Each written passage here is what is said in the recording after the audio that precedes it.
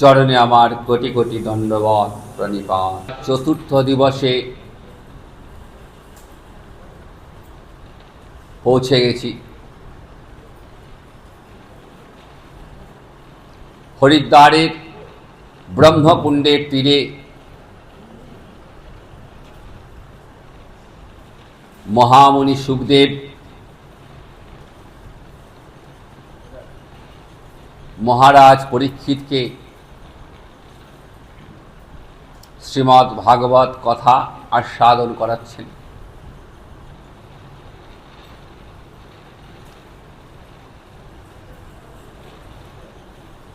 মহারাজ পরীক্ষিত ভাগবতী কথা আস্বাদন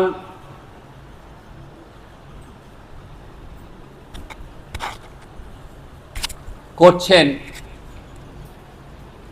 দিন একাসনে বসে কৃষ্ণ কথা শ্রবণ করে তিনি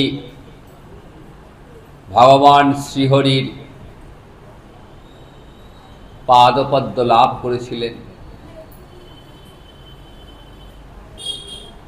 7 দিন ধরে শ্রবণ করলেন। দেখুন, এই শ্রবণটা ভক্তি অঙ্গ যাজনের একটি প্রধান অঙ্গ। শ্রবণং কীর্তনং বিষ্ণু শরণং পাদ সেবনং অর্চনং বন্দনং দাস্যং সক্ষম আত্মনিবেদন। প্রহ্লাদ মহারাজ পিতা হিরণ্যকশিপুকে জানালেন যে ভক্তি মহারানীর প্রধান 9টি অঙ্গ রয়েছে, এর যে কোনো একটা অঙ্গ যাজন করলেই হরিভক্তি লাভ হয়। তাহলে প্রথম অঙ্গটি হলো শ্রবণ। এই শ্রবণকে বলা হয় আদ্য সাধন। হরিভক্তি লাভ করতে গেলে প্রথমেই যেটা করতে হবে সেটা হলো ভক্ত সঙ্গে বসে হরিকথা শ্রবণ। শুনতে শুনতে শুনতে কি হবে?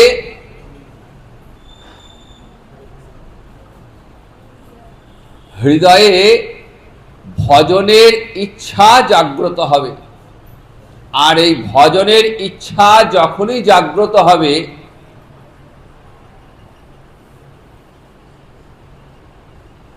তখনই মানব জীবনের কল্যাণের পথটি প্রশস্ত হবে। 84 লক্ষ জীবদেহে ভ্রমণ করতে করতে তবে একবার এই মানব দেহ লাভ হয়েছে।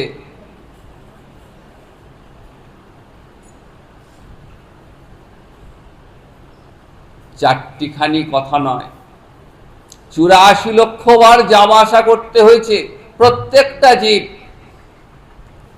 তারপর একবার ভগবান কৃপা করে এমন সুযোগ দিয়েছেন, মানব দেহ দিলেন যে যাও জীব, এই জীব জগতের সর্বশ্রেষ্ঠ দেহটা তোমায় দান করলাম, যেন হেলায় হারিও না। তাই মানব জীবনের মূল উদ্দেশ্যই হলো কৃষ্ণ ভজন, ভক্ত সঙ্গে বসে কৃষ্ণ কথা শ্রবণ। তো আজ আমরা সেই কৃষ্ণ কথা শ্রবণে ব্রতী হয়েছি। আজ আমরা শ্রবণ করব বলি মহারাজের কথা। ছলয়সী বিক্রমেণ বলিমদ্ভুত বামন পদনখ নীরজনিত জন পাবন কেশবধৃত বামন রূপ জয় জগদীশ হরি। ভগবান শ্রীহরি বামন রূপে অবতীর্ণ হলেন শ্রবণা দ্বাদশী তিথি অভিজিৎ নক্ষত্র।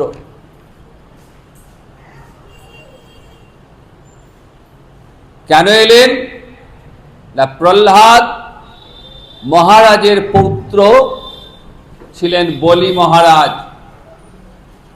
এই বলি মহারাজকে কৃপা করবেন বলেই ভগবান বামন রূপে অবতীর্ণ হলেন। বলি মহারাজ একবার বিশ্বজিৎ যজ্ঞ করেছেন,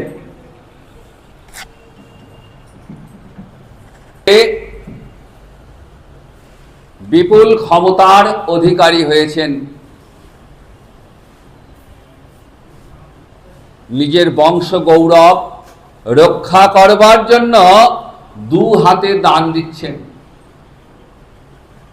ব্রাহ্মণ বৈষ্ণব দরিদ্র আজ তিনি কাউকে ফেরাবেন না। দানবীর বলি,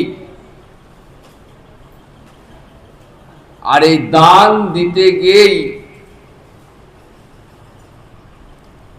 বলির পতন হয়ে গেল।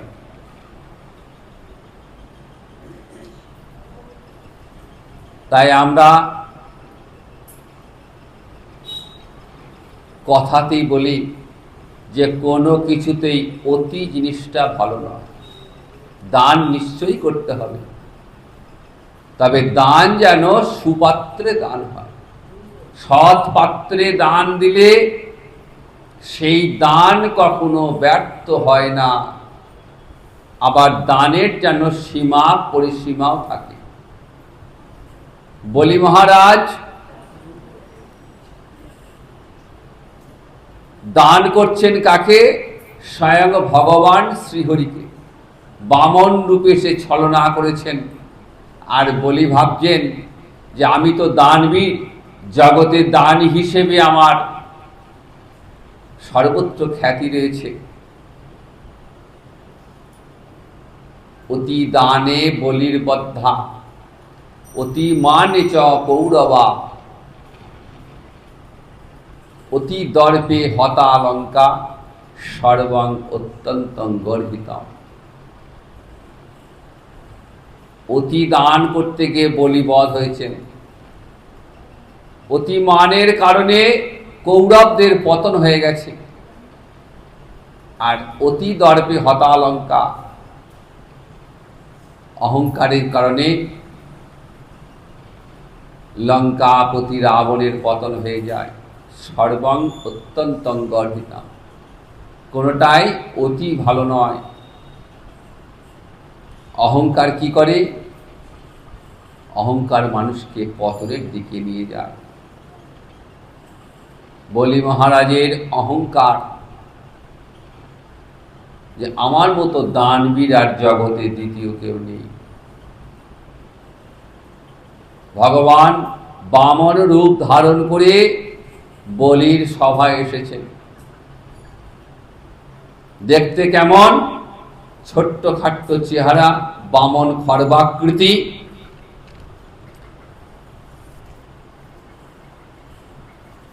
বলি মহারাজের সভায় যে এসছেন,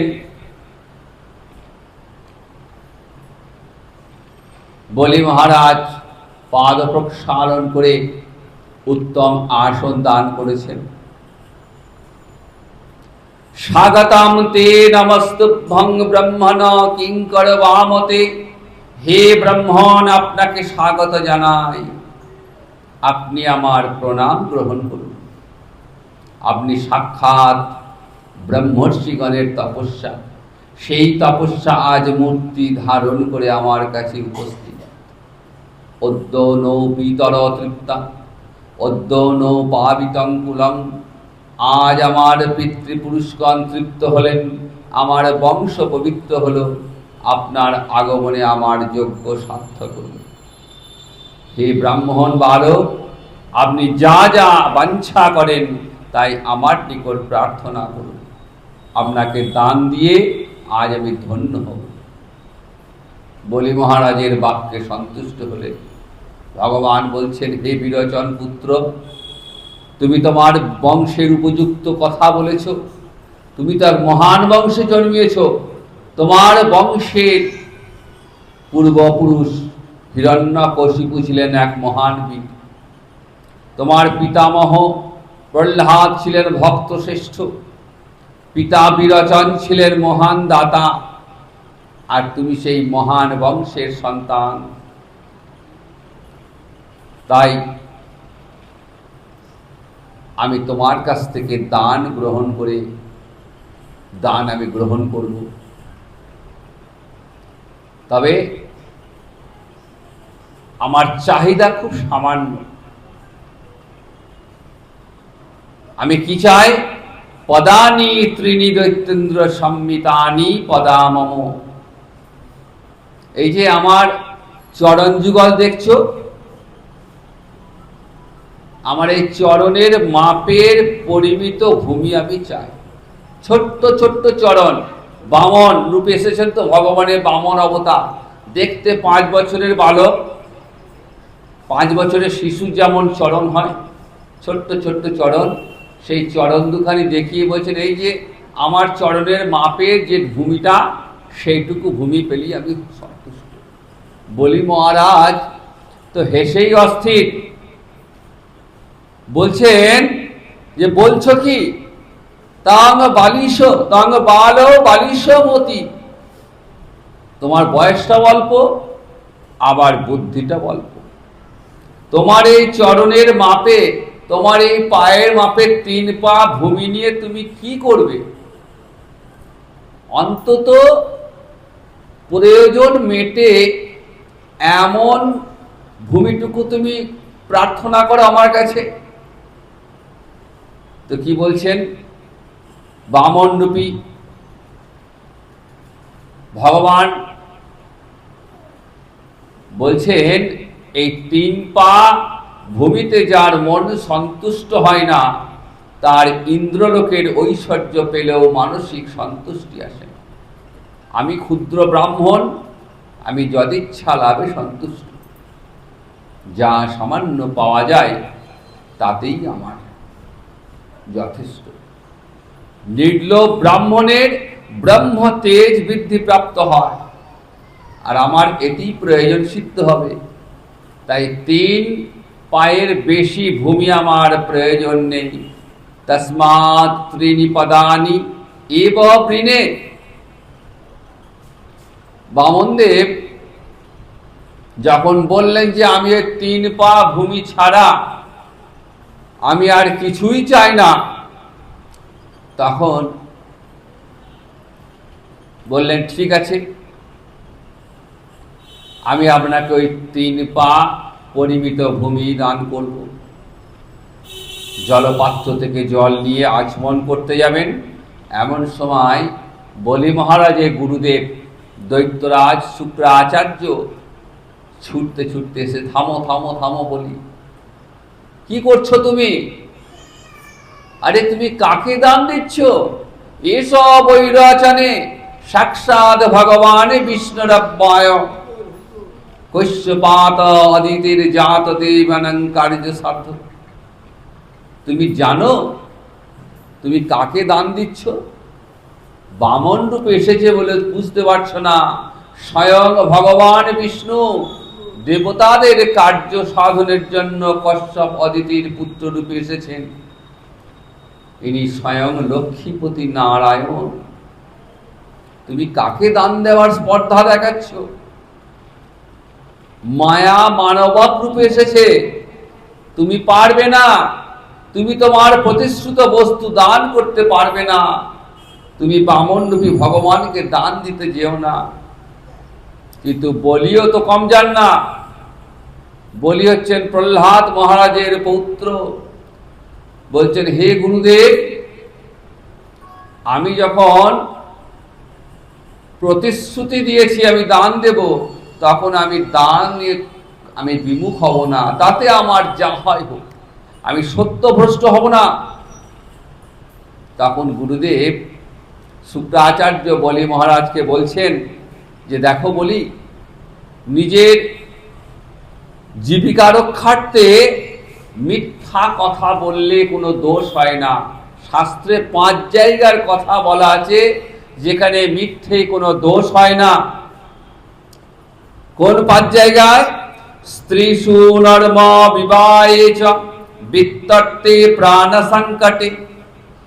গুরু ব্রাহ্মণার্থে হিংসায়ং না নৃত্যং সৎ যুগুপ্সিতম। কোন 5 জায়গায় বলছেন? নিজের স্ত্রীর সঙ্গে পরিহাসকালে, কারো বিবাহে, নিজের জীবিকা রক্ষার্থে প্রাণ সংকট উপস্থিত হলে এবং গোব্রাহ্মণকে হিংসার হাত থেকে রক্ষা করবার জন্য মিথ্যা বললে দোষ হয় না। গুরুদেব যখন এই কথা বললেন, কিছুক্ষণ নীরব থাকলেন, বললেন, হে গুরুদেব, আপনি যা বললেন সত্যি কথায়, তবে এই উপদেশ গৃহস্থগণের পক্ষে সত্যই প্রযোজ্য। অর্থ, কাম, যশ, জীবিকা রক্ষার জন্য গৃহমেধী ব্যক্তিরা অনেক সময় মিথ্যা কথা বলে থাকেন, এতে কোনো অধর্ম হয় না। কিন্তু হে গুরুদেব, আমি বিত্ত লোভে কেমন করে ব্রাহ্মণকে মিথ্যা কথা বলবো? সামান্য ঐশ্বর্যের লোভে আমি ব্রাহ্মণকে ফেরাবো? পৃথিবী দেবী বলছেন, আমি সব সহ্য করতে পারি, কিন্তু মিথ্যাবাদী লোককে আমি সহ্য করি না। কারণ অসত্যের চেয়ে জগতে আর অধর্ম কিছু নেই। ন হি অসত্যাং পরৌ ধর্ম। হে গুরুদেব, আমি নরককেও ভয় করি না, কিন্তু বিপ্রবঞ্চনাকে বড় ভয় আমার। জগতে ধন ঐশ্বর্য কিছুই থাকে না, তাহলে সেই ধন সম্পদের জন্য আমি কেন বিপ্রবঞ্চনা করব? কেনই বা মিথ্যে বলবো? সুতরাং গুরুদেব, আমার ধন যাই যাক, আমি সত্য থেকে বিচ্যুত হব না। তখন সুখদেব বলছেন, শোনো মহারাজ, বলি আজ গুরুর আদেশ অমান্য করলেন, এই গুরু বাক্য লঙ্ঘন করলে কি হয়? গুরুর আদেশ অমান্য করলে কি হয়? গুরুদেব ক্রুদ্ধ হলেন। গুরু রুষ্ট হলে কৃষ্ণ রাখিবারে নারে। যদি ভগবান রুষ্ট হন তাহলে গুরুদেব তাকে রক্ষা করতে পারেন, কিন্তু যদি গুরু রুষ্ট হন তাহলে স্বয়ং ভগবানও তাকে রক্ষা করতে পারবেন না। আর সেই গুরুদেব শুক্রাচার্য রুষ্ট হয়ে অভিশাপ দিলেন যে তোমার এত বড় আস্পর্ধা, তোমার এত অভিমান যে তুমি গুরুবাক্য লঙ্ঘন করলে। অচিরাদ ভ্রমস্যে শ্রিয়, তুমি শীঘ্রই অচিরাদ ভ্রস্যসি শ্রিয়, তুমি শীঘ্রই ঐশ্বর্য ভ্রষ্ট হবে। বলি মহারাজ মাথা নিচু করে বললেন, আপনার অভিশাপ আমি মাথায় নিলাম, কিন্তু আমি সত্য ভ্রষ্ট হব না।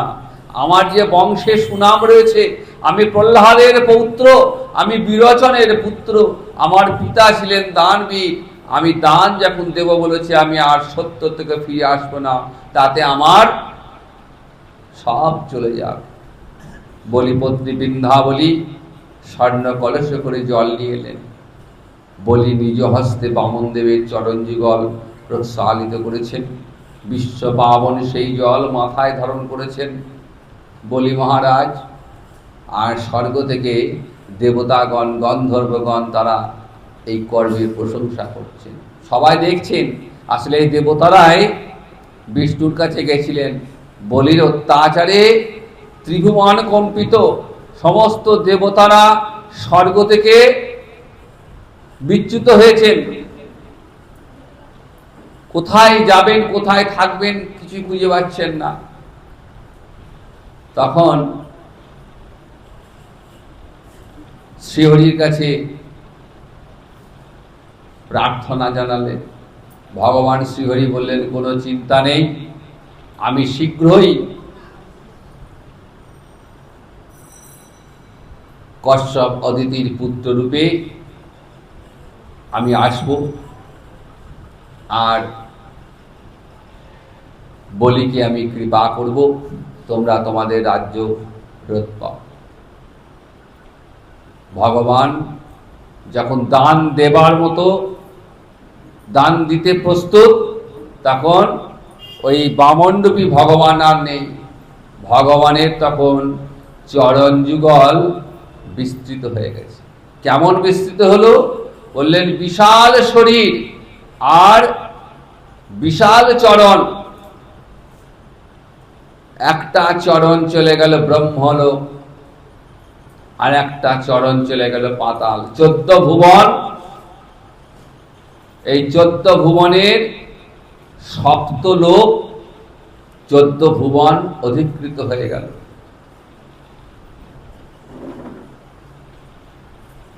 এবার গোবিন্দের নাভি কমল থেকে একটি চরণ বেরিয়েছে। বলছেন বলি আমার 2 চরণেই তোমার রাজ্য অধিকৃত, আর তো তোমার কিছু নেই। তাহলে এবার আমার 3য় চরণটা কোথায় রাখবো? পদানি ত্রিণি দত্তানি ভূমি মধ্যং তয়া উষ্ণ দভ্যং ক্রান্তামহি সর্বা তৃতীয়ং উপকল্পয়। আমার 3য় চরণটা কোথায় রাখবো?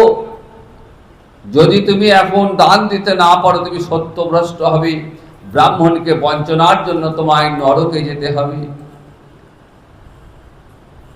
ভগবানের অপূর্ব রূপ দর্শন করছেন বলি মহারাজ। তখন তার ছোট্ট বামন নেই, স্বয়ং ভগবান শ্রীহরি তার আসল রূপ ধরে দাঁড়িয়েছেন বলির সামনে। আর বলি ভাবছেন ছি ছি, আমার কত বড় আস্পর্ধা যে আমি ভগবানকে আমি দান করব। ভগবানকে দান দেবার স্পর্ধা আমি দেখিয়েছি। দেখুন আমরাও কিন্তু এরকম ভুল করি। আমাদের মনের মধ্যে কিন্তু এই অহংকার চলে আসে যে আমরা ভগবানকে দিচ্ছি, দান করছি। ভগবানকে দান করার মতো স্পর্ধা অহংকার আমাদের হৃদয়ে চলে আসে। আমরা যাই কিছু দিই না, দিয়ে কিন্তু অন্তরে অন্তরে আমাদের অভিমান যে দেখো আমি আজ গোবিন্দের সেবায়, আমি রাধা মাধবের সেবায়, গৌর সেবায় আমি আজ কত কিছু দিলাম। একবারের জন্য ভাবি না আমি কাকে দিচ্ছি। তাকে দেওয়ার ক্ষমতাই তো আমার নেই। আমার এই চিন্তাটা আনাটাই তো আমার মূর্খামি। অথচ আমরা মনে মনে আমরা চিন্তা করি, কত ভাবি আমরা আমি দিয়েছি বলে মনে মনে ভাবছেন যে আমি যখন তোমাকে দান দেবো বললাম, তখন দান আমি দেবই। গোবিন্দের 3য় চরণটি কোথায় রাখবো? বলি আজ ভগবানকে বরুণ পাশে বন্ধন করেছেন। বলিপত্নী বৃন্দাবলী এসছেন। প্রতির বন্ধন দশা দেখে বৃন্দাবলী কাঁদতে কাঁদতে লেগেছেন। সতী রমণী বৃন্দাবলী, পতির বন্ধনে সতী মনে পায় ব্যথা। বলি তখন পত্নী বৃন্দাবলীকে বলছেন, বলি কহে শোনো প্রিয়ে আমারও বচন, বামন আমারে আজি করিল বন্ধন। ত্রিপাদ ভূমির স্থান দিতে নাহি পারি, তাই নাক পাশে বাঁধিলেন ক্রোধ করি। ভগবান শ্রীহরির 3য় চরণ দেখে বলি তো ভয় পেয়েছেন। তাহলে কোথায় রাখবো? বৃন্দাবলীকে বলছেন চরণ এখন হলো স্থান পায় কোথা? বৃন্দাবলী বলে নাথ পেতে দাও মাথা। অপূর্ব চরণ নাথ দেখালে বামন, উত্তমাঙ্গে স্থান দেহ কর এই বধারণ। বৃন্দাবলী বলছেন যে তুমি এখনো ভাবছো। দেখো স্থান লহ বলিয়া মস্তক পাতি দিল, বামন বলির শিরে পদ সমর্পিল। গগনে কুসুম বৃষ্টি করে দেবগণ, দ্বন্দ্ববীর ধ্বনি হয় মধুর নিঃশ্বান। অপ্সরী কিন্নরী নাচে গাইছে গন্ধর্ব, জয় জয় করে সব সুরাসুর সর্ব। গোবিন্দের চরণ মস্তকে ধারণ করবার জন্য বলি মহারাজ তার মস্তকটি পেতে দিলেন। বললেন হে প্রভু জগতের নাথ, আমি আজ তোমার দুয়ারে ভিখারি, আমি তোমাকে দান দেবার স্পর্ধা করেছিলাম। তা প্রভু, এই দেখো আমি আমার মস্তক পেতেছি, তুমি আমার মস্তকে চরণ রাখো। ভগবানের কাছে বলির অহংকার চূর্ণ হয়ে গেছে। বলি মহারাজ ভগবানের চরণে নত হয়েছেন, মনে মনে ভগবানের কাছে প্রার্থনা করছেন, হে গোবিন্দ, হে মাধব, তোমাকে কি দান আমি দিতে পারি?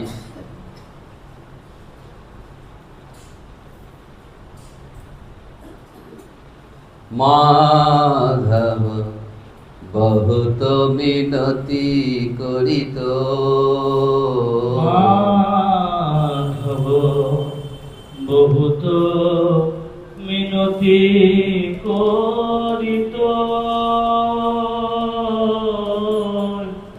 মাধব বহুত মিনতি করিত, দেবী তুলসী জল দাও তো।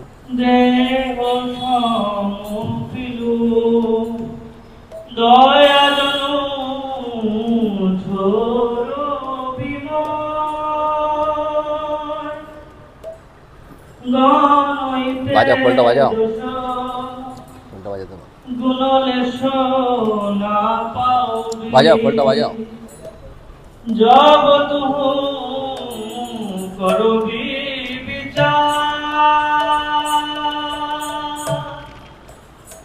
আমার গুণ তো কিছুই পাবে না মাধব,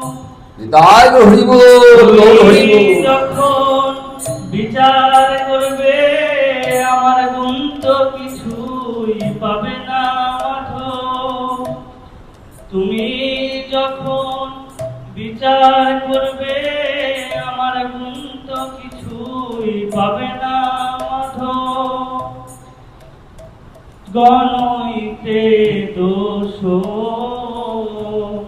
গুণলেশ না পাওবি, জগৎ করবি জগন্নাথ, জগতে কহায়সী জগ বাহির নই মুই ছাড়, আমি সেই ভরসায় তোমায় ডাকি, ওগো তুমি হলে এই জগতের নাথ, আমি সেই ভরসায় তোমায় ডাকি, ওগো মাধব তুমি হলে এই জগতের নাথ, আর আমি তো জগৎ ছাড়, তুমি হলে জগতের নাথ, আমি তো জগৎ ছাড়া নইলে, আমি সেই ভরসায় তোমায় ডাকি, কি মানুষ পশু পাখি গিয়ে জন্মিয়ে, অথবা কীট পতঙ্গ চরম বিপাকে গতাগতি পুন পুন, মতির তুয়া পর সঙ্গ, যেন এই চরণে মতি থাকে, আমি যেমন রূপে আসি না কেন, যেন এই চরণে মতি থাকে, আমি ওই চরণে অভিলাষী মাধব, যেন ওই চরণে মতির তুয়া পর সঙ্গ, মনয় বিদ্যাপতি অতিশয় কাতর, তরইতে ইহ ভব সিন্ধু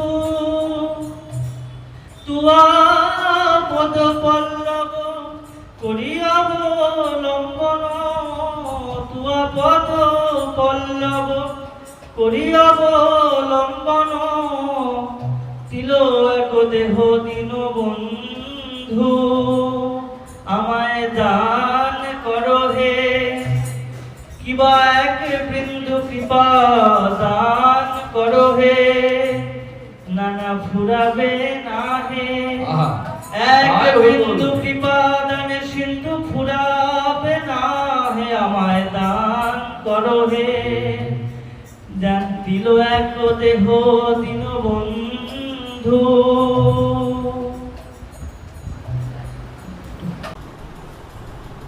এসে দাঁড়িয়েছেন ভগবান বলছেন দান করলে তো দক্ষিণা দিতে হবে। বৃন্দাবলী বলছেন প্রভু আর কিছু নাহি প্রভু দিবা কি বোধন তব পাদদয়ে প্রাণ করিনু সমর্পণ। হে গোবিন্দ তোমাকে তো দেবার আর আমার কিছুই নেই, আমার যা ছিল আমি সবই তোমায় দিয়েছি, একমাত্র আমার এই দেহটা আছে, আমি এই দেহটায় আমি তোমায় সমর্পণ করলাম। দেখুন ভগবান ভক্তের কাছে এইটাই চান, বলেন কোনো ধন দৌলত দিতে হবে না, ওই তোমার ওই দেহ মন ইন্দ্রিয় সব আমাকে সমর্পণ করে দাও। বৃন্দাবলী বলি তো আগেই সমর্পণ করলেন, বৃন্দাবলী বলছেন এবার আমার দেহ মন সব সমর্পণ। ব্রহ্মা এসছেন, হে ভূত ভাবনে হে দেবদেব বলিকে তুমি মুক্ত করে দাও, বলি তোমায় সর্বস্ব দান করেছে, তুমি একে মুক্ত করে দাও।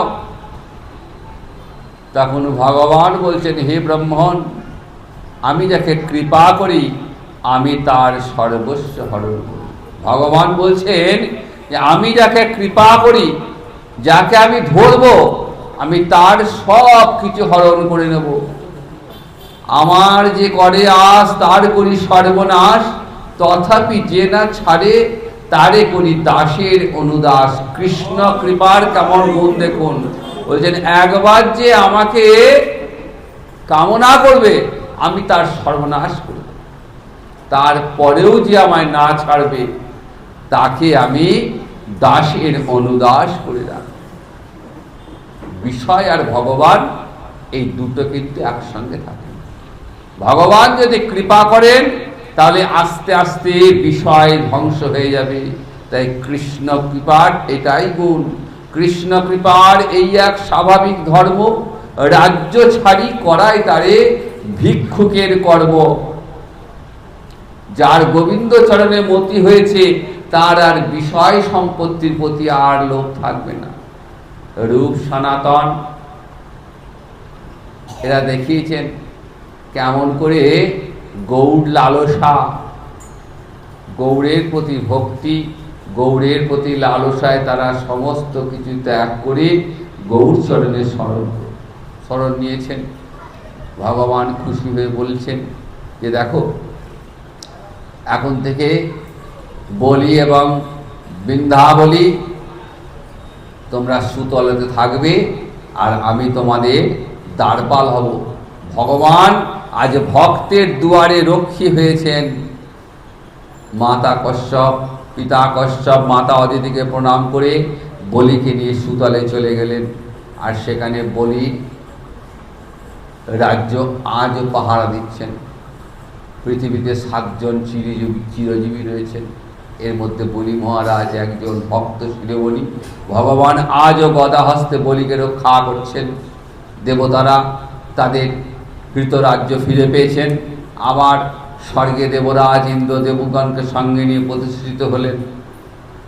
যারা বামন চরিত্র শ্রবণ করেন কি ফল হয় বললেন, বামন চরিত্র কথা করিলে শ্রবণ, সর্বপাপ নাশ হয় সফল জীবন।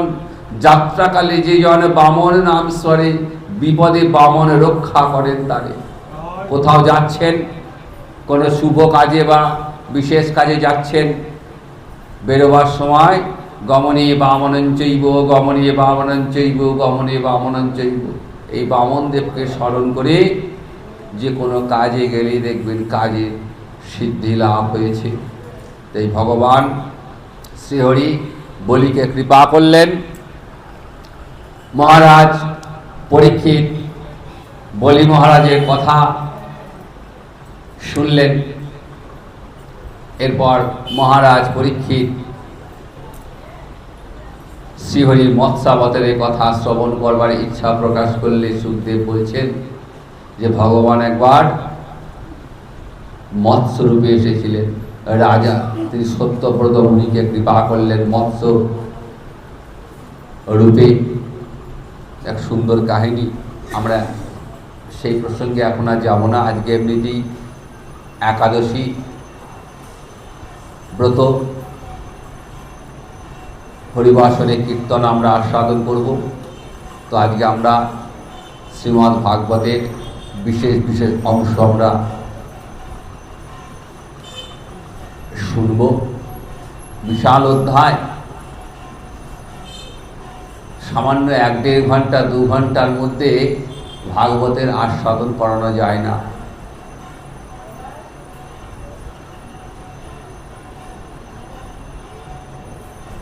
কিন্তু যেটুকু সময় আমরা পাই সেইটুকু সময় কথা আস্বাদন করব। শ্রীমদ্ ভাগবতের 9ম স্কন্ধ, সেখানে আমরা দেখি মহারাজ অম্বরীশের কথা রয়েছে, যে কথা গতকাল আমরা আস্বাদন করলেন। মহারাজ অম্বরীশ কেমন ছিলেন? সবই মন কৃষ্ণ পাদারবিন্দায় বচাংসি বৈকুণ্ঠ গুণানুবর্ণনে করৌ হরি মন্দির মার্জনাদিষু শ্রুতিং চকারচ্যুত সৎকথোদয়ে। রাজা ছিলেন মহারাজ অম্বরীশ, রাজর্ষি ছিলেন, কিন্তু হলে কি হবে? সমগ্র জীবনটাই গোবিন্দ চরণে সমর্পণ করে দিয়েছেন। সমস্ত ইন্দ্রিয় দেহ মন সব গোবিন্দ চরণে সমর্পণ করে দিয়েছেন। আর সেই মহারাজ অম্বরীশ দুর্বাসার কাছে ব্রহ্ম শাপগ্রস্ত হয়ে এতটুকু বিচলিত না হয়ে গোবিন্দকে ডাকছেন, হে প্রভু, তুমিই তো সব, এই দেহ মন ইন্দ্রিয় সবই তো তোমার, কাজেই তোমার উপরই ছেড়ে দিলাম। আমি বৈষ্ণবকে যথাযথ সম্মান করতে পারিনি, আমার অপরাধ ক্ষমা করে প্রভু। ভক্তকে অপমান করেছে দুর্বাসা, মহারাজ অম্বরীশকে ব্রহ্মশাপ দিয়েছেন, অপমান করেছেন। তো তাই ভগবান কি করেছেন? আর থাকতে পারেননি। ভগবান বলছেন আমি সব সহ্য করি, কিন্তু আমার ভক্তের ওপর যদি কেউ অত্যাচার করে, আমার ভক্তকে যদি কেউ অপমান করে, তাহলে আমি সেটা সহ্য করি না। সুদর্শন চক্রকে পাঠিয়ে দিলেন। আর সেই সুদর্শন চক্র ঋষি দুর্বাসাকে তাড়া করেছে। ভয়ঙ্কর ওই সুদর্শন চক্রে তাড়া খেয়ে দুর্বাসা ঋষি বিশ্ব ব্রহ্মাণ্ড ঘুরে বেড়াচ্ছেন, কোথায় গেলে আমি রক্ষা পাব। দেবাদিদেব মহাদেব ব্রহ্মা সকলের কাছে গেলেন। সকলেই একটি কথা, যে যার চক্র তার কাছে যাও, সুদর্শন চক্রকে প্রতিহত করা ক্ষমতা আমাদের নেই। এবার যার চক্র ভগবানের কাছে গেলেন। ভগবান বলছেন, দেখো সুদর্শনকে পাঠিয়েছি ঠিক কথায়, কিন্তু সুদর্শনকে ফিরিয়ে আনার ক্ষমতা আমার নেই। ওই যার কাছে অপরাধ করেছ তার কাছে গিয়ে ক্ষমা চাও। ছুটতে ছুটতে আবার মহারাজ অম্বরীশের কাছে এলেন, যে মহারাজ, কৃষ্ণ ভক্তের এমন শক্তি, এমন গুণ আমি কখনো দেখিনি। তো আমার সত্যি অপরাধ হয়েছে, আপনি আমায় কৃপা করুন। অম্বরীশ সুদর্শন চক্রকে প্রণাম করে ফিরে যেতে বললেন। আর দুর্বাসা দেখলেন যে কৃষ্ণ ভক্তের গুণ কেমন। কৃষ্ণ ভক্ত কাউকে অপমান করতে জানে না। যদি কেউ প্রতিশোধ নেয়, কৃষ্ণ ভক্তের এমনই গুণ, কৃষ্ণ ভক্ত কিন্তু প্রতিশোধের বদলে প্রতিশোধ নেয় না। কি বলে, হে প্রভু, যদি আমার কোনো অপরাধ হয়ে থাকে আমায় ক্ষমা করো, তুমি যেন ওর কোনো দোষ দেখো না। এটাই ভক্তের বড় গুণ। মহারাজ অম্বরীশের কথা পরীক্ষিত মহারাজ শ্রবণ করলেন। এরপর পরীক্ষিতকে বলছেন, হে রাজন, এই অম্বরীশের বংশে যুবনাশ্য জন্মগ্রহণ করলেন। মান্ধাত্তার কথা, মান্ধাত্তার বংশে সত্যব্রতের জন্ম হয়। তিনি ছিলেন ত্রিশঙ্কু নামে বিখ্যাত। এই ত্রিশঙ্কুর পুত্র ছিলেন হরিশ্চন্দ্র। রাজা হরিশ্চন্দ্রের পুত্র লাভের জন্য তিনি ভক্ত নারদের কাছে প্রার্থনা করেছিলেন। নারদ বলেছিলেন তোমার পুত্র হবে। নারদ বললেন তুমি বরুণদেবের কাছে যাও, বরুণের কাছে প্রার্থনা করলে তোমার পুত্র হবে, তবে সেই পুত্রের দ্বারা আমার পূজা করবে। পুত্র সন্তান লাভের পর হরিশ্চন্দ্র আজ দিচ্ছি কাল দিচ্ছি করে এড়িয়ে যাচ্ছিলেন।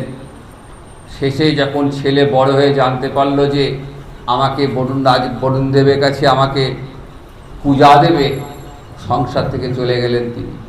পিতা প্রতিশ্রুতি রক্ষা করতে পারলেন না। শেষ পর্যন্ত এক ব্রাহ্মণ আরজিগর্তের নিকট থেকে তার মধ্যম পুত্র সুনশেবকে ক্রয় করে যথাবিধি যজ্ঞে আহুতি দান করে পূর্ব প্রতিশ্রুতি পালন করে রোগমুক্ত হলেন। সুতমণি বলছেন, অনন্তর শিবদেব সাগর রাজা এবং ভগীরথ কর্তৃক গঙ্গা আনয়নের কাহিনী বর্ণনা করলেন। রাজা হরিশ্চন্দ্রের বংশে সাগর রাজার উৎপত্তি। এই সাগর রাজা একবার অশ্বমেধ যজ্ঞ করেছিলেন। সেই যজ্ঞে ঘোড়া দেবরাজ ইন্দ্র চুরি করে নিয়ে গেছে। কোথায় রাখলেন? কপিল মুনির আশ্রমে রেখে এলেন। সাগর রাজার 60,000 পুত্র ঘোড়ার সন্ধান করতে করতে কপিল মুনির আশ্রমে পৌঁছে গেলেন। মুনির আশ্রমে গিয়ে ঘোড়াটাকে দেখে ভাবলেন নিশ্চয় মুনি চুরি করেছে। মুনিকে গালিগালাজ করতে লাগলেন। তখন সাগর রাজার ধ্যান ভেঙে গেল, কপিল মুনির ধ্যান ভেঙে গেল। আর কপিল মুনির যেই ধ্যান ভেঙেছে, তিনি যেই তাকিয়েছেন, তার চোখের অগ্নিতে ভস্মীভূত হয়ে গেলেন 60,000 পুত্র। এই 60,000 পুত্রকে তাদের উদ্ধারের জন্য এই মহারাজ সাগরের বংশের পুত্র ভগীরথ, তিনি মা গঙ্গাকে স্বর্গ থেকে নিয়ে এলেন। একমাত্র এই মা গঙ্গার পবিত্র স্পর্শে সাগর রাজার 60,000 পুত্রের মুক্তি লাভ হবে। তাই সাগর রাজা বংশের ভগীরথ তপস্যা করলেন। তপস্যা করে তিনি মা গঙ্গাকে আনছেন। যে মা গঙ্গা আজ মর্তে প্রবাহিত, সেই মা গঙ্গাকে এই সাগর রাজার বংশের রাজা ভগীরথ তিনি নিয়ে এলেন।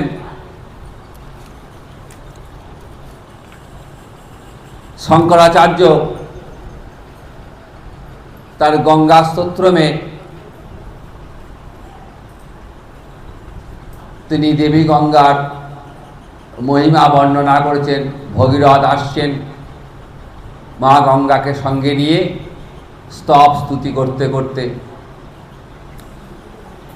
দেবী সুরেশ্বরী ভগবতী গঙ্গে, ত্রিভুবন তারিণী তরল তরঙ্গে, দেবী সুরি বিহারিণী বিমলে, মমমতি রাস্তাং তব পদ কমলে, শঙ্কর মৌলি নিবাসিনী বিমলে, মমমতি রাস্তাং তব পদ কমলে, ভাগীরথী সুখদায়িনী মাত, ভাগীরথী সুখদায়িনী মাত, তব জল মহিমা নিগমে খ্যাত। তব জল মহিমা নিগমে খ্যাত। নাহং জানে তব মহিমানং, নাহং জানে তব মহিমানং। পাহি কৃপাময়ী মাম জ্ঞানম। পাহি কৃপাময়ী মাম জ্ঞানম। শঙ্করাচার্য বলছেন, হে মাতো গঙ্গে, সমগ্র বেদ শাস্ত্রে তোমার মাহাত্ম্য বর্ণিত রয়েছে। তব জল মহিমা নিগমে খ্যাত। নাহং জানে তব মহিমানং। আমি সামান্য মনুষ্য, আমি কেমন করে তোমার এই মহিমা জানব? তুমি কৃপা করে আমাকে এই অজ্ঞানতা থেকে মুক্ত করো।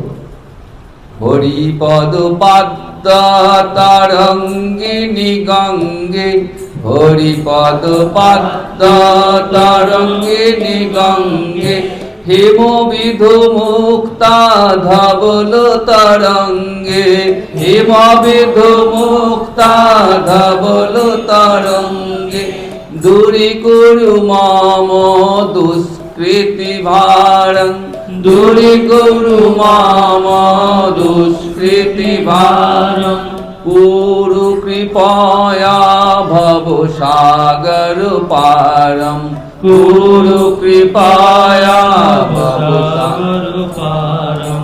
তব জল মমলং যেন নিপীতং, তব জল মমলং যেন নিপীতং, পরম পদং খলু তেন গৃহীতম, পরম পদং খলু তেন গৃহীতম। মার্ত গঙ্গে তৈজ ভক্ত, মার্ত গঙ্গে তৈজ ভক্ত, কিলতং দ্রষ্টুং ন জামসক্ত, কিলতং দৃষ্টং ন জামসক্ত, পতিতোদ্ধারিণী জাহ্নবী গঙ্গে, পতিতোদ্ধারিণী জাহ্নবী গঙ্গে, খণ্ডিত গিরিবর মণ্ডিত ভঙ্গে, খণ্ডিত গিরিবর মণ্ডিত ভঙ্গে। বিশ্ব জননী হে মুনিবর কন্যে, বিশ্ব জননী হে মুনিবর কন্যে, পতিত নিবারিণী ত্রিভুবন ধন্যে, পতিত নিবারিণী ত্রিভুবন ধন্যে। হে পতিত ধারিণী জহ্ন কুমারী গঙ্গে। যখন আসছেন মা গঙ্গা, ভগীরথকে বলছেন, দেখো আমি তো যাব, কিন্তু আমার যা বেগ, সেই বেগ সংবরণ করার ক্ষমতা কিন্তু কারো নেই। তাহলে কে করবেন? একমাত্র মহাদেব পারবেন। তাহলে তুমি মহাদেবকে আগে তপস্যায় তুষ্ট করে, যেন তিনি আমার বেগকে ধরে রাখতে পারেন। ভগীরথ মহাদেবকে তুষ্ট করলেন। মহাদেব তখন যখন স্বর্গ থেকে যখন আসছেন, তখন এই মা গঙ্গার বেগকে মস্তকে ধারণ করলেন। তাই শঙ্কর মৌলি নিবাসিনী বিমলে, হে মা তো গঙ্গে, তুমি কোথায় আছো? না, তুমি শঙ্কর দেবাদিদেব মহাদেবের মস্তকে তুমি রয়েছ। তুমি জহ্নকুমারী। এত প্রবল বেগ মর্তে আসছেন, সামনে সামনে শঙ্খধ্বনি করতে করতে ভগীরথ আসছেন, আর পিছন পিছন মা গঙ্গা আসছেন। জয় মা গঙ্গে, হরে হরে গঙ্গে। রাস্তায় পথিমধ্যে জহ্নমুনির আশ্রম, প্রবল বেগে আশ্রম ভেসে গেছে।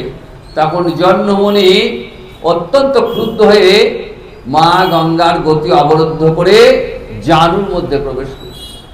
তিনি এক গণ্ডুষে পান করলেন সমস্ত গঙ্গা।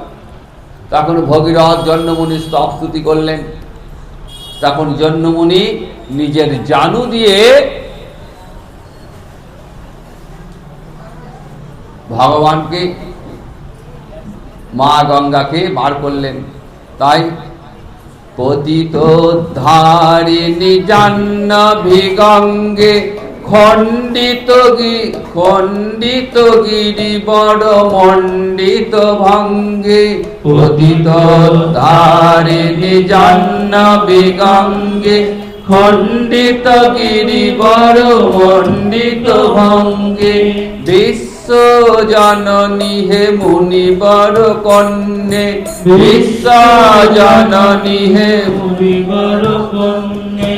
পতিত নিবারিণী ত্রিভুবন ধন্যে, পতিত নিবারিণী ত্রিভুবন ধন্যে। অলোকানন্দে পরমানন্দে, অলোকানন্দে পরমানন্দে।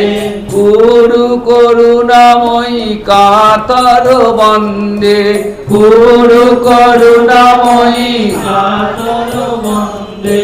তব তট নিকটে যস্য নিবাস, তব তট নিকটে যস্য নিবাস। খলু বৈকুণ্ঠে তস্য নিবাস। খলু বৈকুণ্ঠে তস্য নিবাস। বলছেন, হে মাতো, যিনি তোমার তীরে বসবাস করেন তিনি যেন বৈকুণ্ঠেই বসবাস করেন। তব তট নিকটে যস্য নিবাস। গঙ্গার তীরে বসবাস করা মানে বৈকুণ্ঠে বসবাসের সমান। আমরা গৌরমণ্ডলে কোথায় রয়েছি? মা গঙ্গার সান্নিধ্যে রয়েছি। গৌরহরি রাধা মাধব, গৌর গঙ্গা রাধা মাধব একসঙ্গে আমাদের রয়েছে। তাহলে দেখুন আমরা কোথায় রয়েছি? আমরা কিন্তু বৈকুণ্ঠেই বসবাস করছি। হে দেবী, তোমার জলরাশিতে মীন এবং কূর্ম হয়ে থাকাও ভালো, তোমার তীরে দুর্বল গিরগিটি হয়ে থাকাও ভালো, বা অতিদিন চণ্ডাল বংশে জন্ম করাও ভালো, কিন্তু তোমার থেকে দূরে বসবাসকারী কুলীন নরপতি হওয়া ভালো নয়। বলছে যে তোমার তীরে বা তোমার জলে মাছ হয়ে বা কূর্ম রূপে থাকা ভালো, বা তোমার কাছাকাছি তীরের গিরগিটি হয়ে থাকাও ভালো, বা কোনো দিন চণ্ডাল বংশে জন্ম হয়ে থাকা ভালো, কিন্তু তোমার থেকে দূরে বসবাসকারী রাজা হয়ে থাকা ততটা ভালো নয়। বড় মিহনি রে কমঠ মিন, বড় মিহনি রে কমঠ মিন। কিংবা তীরে সরটকিন, কিংবা তীরে সরটকিন। অথবা সপচ মলিন দিন স্তাব, অথবা সপচ মলিন দিন স্তব। নহি দূরে নিপতি কুলীন, তব নহি দূরে নিপতি কুলীন। তু ভুবনেশ্বরী পুণ্যে ধন্যে, তু ভুবনেশ্বরী পুণ্যে ধন্যে। দেবী দ্রবময়ী মুনিবর কন্যে, দেবী দ্রবময়ী মুনিবর কন্যে। গঙ্গা স্তব বিমলনং নিত্যং, গঙ্গা স্তব বিমলং নিত্যং। পঠতি নরযশ জয়তি সত্যং, পঠতি নরযশ জয়তি সত্যং। দেবী সুরেশ্বরী ভগবতী গঙ্গে, দেবী সুরেশ্বরী ভগবতী গঙ্গে, ত্রিভুবন তারিণী তরল তরঙ্গে।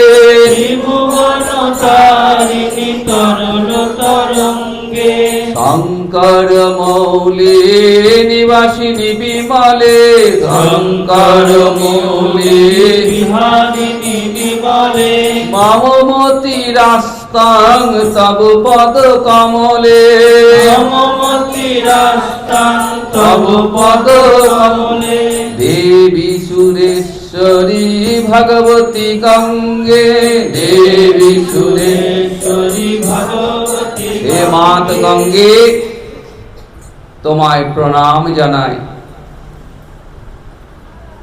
ভগীরথের স্তবে মা গঙ্গা পৃথিবীতে এলেন,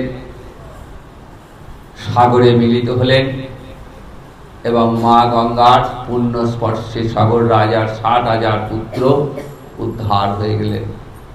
আজও সেই গঙ্গা সাগর অতি পবিত্র জায়গা।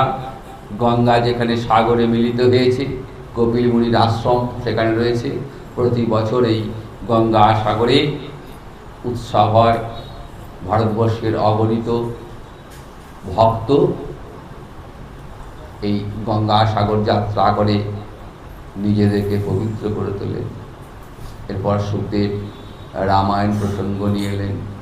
বলছেন, মহারাজ পরীক্ষিত, খট্টাঙ্গের পুত্র দীর্ঘবাহু, দীর্ঘবাহু তার পুত্র রঘু, রঘুর পুত্র অজ এবং অজের পুত্র অযোধ্যার অধিপতি দশরথ। আমরা দশরথ থেকে জানি, কিন্তু দশরথের পূর্ব পুরুষদের পরিচয় অত জানি না। তো যাই হোক, এই দশরথের 4 পুত্র এবং রাম লক্ষ্মণ ভরত শত্রুঘ্ন। তো আমরা সবাই জানি রামায়ণের কথা। প্রভু রামচন্দ্র সীতা দেবীকে উদ্ধার করবার জন্যে লঙ্কায় রাবণকে পরাজিত করলেন, আর এই রামচন্দ্রকে সাহায্য করলেন রাম ভক্ত শ্রী হনুমান। হনুমানের মতো ভক্ত, ওই যে একটু আগে বললাম যে 7 জন চিরজীবী রয়েছেন, তার মধ্যে একজন হনুমান। হনুমান আজও রয়েছেন। আজও ভক্তি ভরে যদি কেউ হনুমান চল্লিশা পাঠ করেন, তার সমস্ত মনস্কামনা পূর্ণ হয়, গৃহের অমঙ্গল দূর হয়। নিত্য হনুমান চল্লিশা পাঠ করলে ঘরে কোনো নেগেটিভিটি থাকলে সেটা দূর হয়ে যায়। এরপর মহারাজ পরীক্ষিত চন্দ্রবংশের কথা বললেন। চন্দ্রবংশের রাজা পরশুরাম, সত্যবতীর পুত্র যমদগ্নি, যমদগ্নির পুত্র হলেন পরশুরাম। এই পরশুরাম তিনি 21 বার পৃথিবীকে নিক্ষত্রিয় করেছিলেন, ক্ষত্রিয়কে ধ্বংস করেছিলেন। কেন করলেন? ক্ষত্রিয়ের প্রতি এত রাগ ছিল কেন? না, সুখদেব বলছেন যে হে রাজন, হৈহয় বংশের অধিপতি কার্তবীর্যার্জুন তিনি একবার পরশুরামের পিতার আশ্রম থেকে কামধেনুকে হরণ করে নিয়ে এসেছিলেন এবং কার্তবীর্যার্জুনকে নিহত করবার জন্য তার নগরী আক্রমণ করলেন।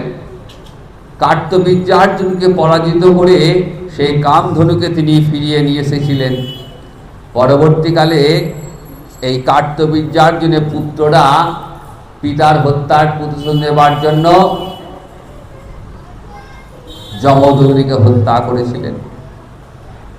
তাই পরশুরাম পিতৃহত্যার প্রতিশোধ নেবার জন্য 21 বার ক্ষত্রিয় নিধন করেছিলেন। এরপর যজাতির কাহিনী রয়েছে। যজাতি পরবর্তীকালে যে পুরুর বংশ, পুরুর বংশে রেভির জন্ম, রেভির পুত্র দুষ্মন্ত, দুষ্মন্তের পুত্র হলেন ভরত, যার থেকে আমাদের এই ভারতবর্ষের নামকরণ।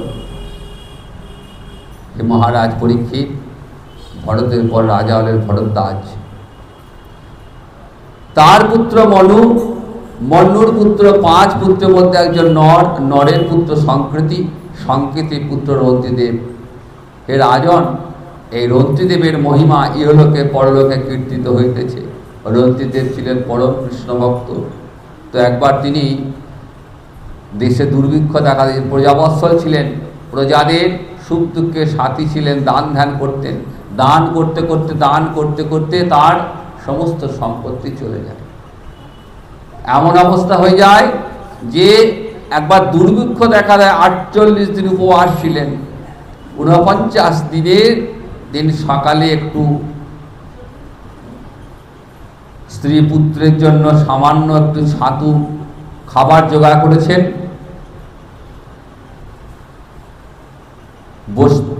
খেতে যাবেন, এমন সময় এক ব্রাহ্মণ এলেন, বললেন আমি উপবাসী। সঙ্গে সঙ্গে রন্তিদেব সেই অন্ন থেকে ভাগ দিলেন। ব্রাহ্মণ খুশি হয়ে চলে গেলেন। ভোজনে বসবেন, এমন সময় এক ক্ষুধার্ত শূদ্র এসে হাজির। তিনি অন্নের ভাগ চাইলেন, তাকেও দিলেন। তারপরে একদল কুকুরের সহিত ভোজনার্থী হয়ে এক চণ্ডাল এসছেন। কুকুরকে এবং চণ্ডালকে ভোজন করালেন। এবার আর কোনো খাবার নেই, সামান্য জল পড়ে রয়েছে। জল পান করতে যাবেন, এমন সময় এক চণ্ডাল অতিথি এসছেন। তিনি এসে ভিক্ষা চাইছেন। আর তো কিছুই নেই। মনটাকে শান্ত করলেন যে আর তো আমার দেওয়ার কিছু নেই। তখন ওই শেষ ওই জলটুকু তিনি দিয়ে দিলেন। এইবার রন্তিদেব স্ত্রী পুত্র নিয়ে মৃতপ্রায় অবস্থা। দেখছেন যে 4 জন দান চাইতে এসেছিলেন তারা আর কেউ নন, তারা হলেন স্বয়ং ব্রহ্মা বিষ্ণু মহেশ্বর। রন্তিদেবের ভক্তির পরীক্ষা নিতে এসেছিলেন। বললেন তোমার ভক্তিতে সন্তুষ্ট, আমরা খুশি হয়েছি, তুমি কি বর চাও বলো। রন্তিদেব ভগবানের কাছে কোনো প্রকার প্রার্থনা করলেন না। কি বললেন? যে যেন আমার গোবিন্দ চরণে যেন মতি থাকে। হে রাজন, সেই মহামতি রন্তিদেবের দিন ব্যয়ের অতিরিক্ত অন্য কোনো কামনা ছিল না। তাই গুণময়ী মায়া তাহার নিকটে স্বপ্নের ন্যায় অন্তর্নিহিত হয়েছে। এবার ভগবান শ্রীহরি স্বয়ং আসছেন। আজকে আমরা সেই কৃষ্ণ আবির্ভাবের আভাস গুরুমুখ হতে আস্বাদন করব। আগামীকাল ভগবান শ্রীকৃষ্ণের জন্ম হবে। ভগবানের তো জন্ম হয় না, তিনি অজ, তাই তার ভগবানের জন্ম বলে কিছু হয় না। তথাপি তিনি আসেন, মাতৃগর্ভকে আশ্রয় করে আসেন।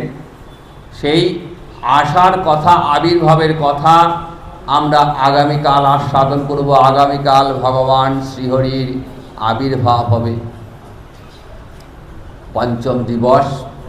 আজকে যেহেতু আমাদের একাদশী ব্রত চলছে, তাই একাদশী ব্রতে হরিবাসর বিধান রয়েছে, তাই হরিবাসর আস্বাদন করব। সেই সঙ্গে আমরা একটু তার আগে ছোট করে একটু কৃষ্ণ আভাস আস্বাদন করে নিই।